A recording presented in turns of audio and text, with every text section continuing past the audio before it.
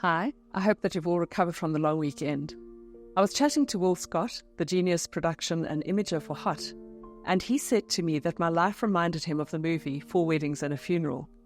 I have had 2 weddings, 2 funerals, and taken last rites to someone I've known for years in this past week, and he asked me how do I do it. For once, I actually didn't have an answer. I had never really given much thought to it.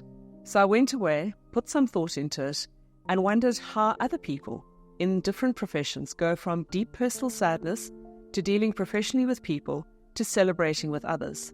And I came up with 4 things that worked for me, and I hope that something of what I say will be useful for you. So resilience is the first, and the others actually feed into it. And I'm going to look at resilience in detail another time.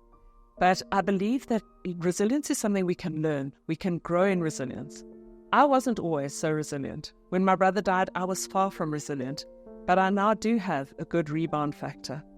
Does this mean that I feel less? Absolutely not. I still hurt and struggle, but I've learned to heal and bounce back more quickly.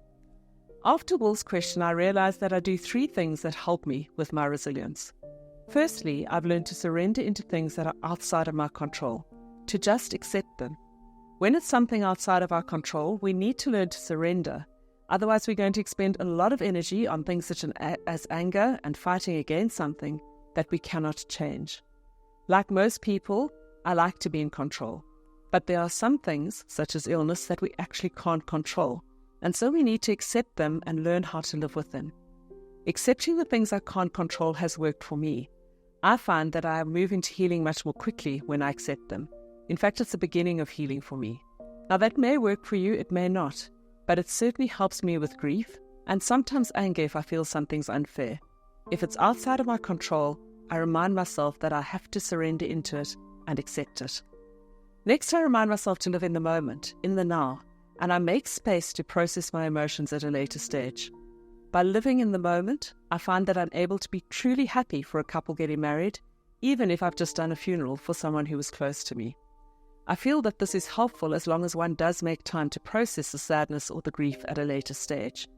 And so that's my 3rd step, making time to process my emotions, to be with my emotions. And it does mean making time. It's easy to bury them, to fill our lives with things and to never deal with them. But sometimes they're going to come back to harm us.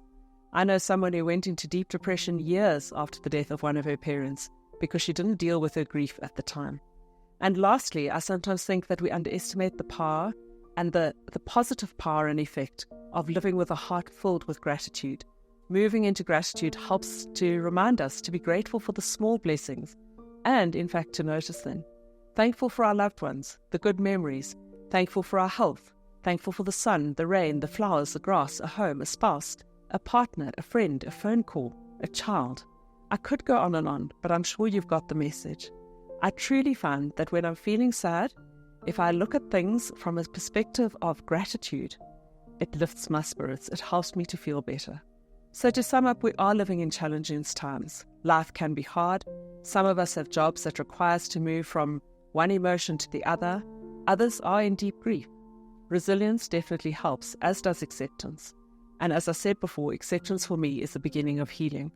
And looking for things to be grateful for can certainly lift our spirits.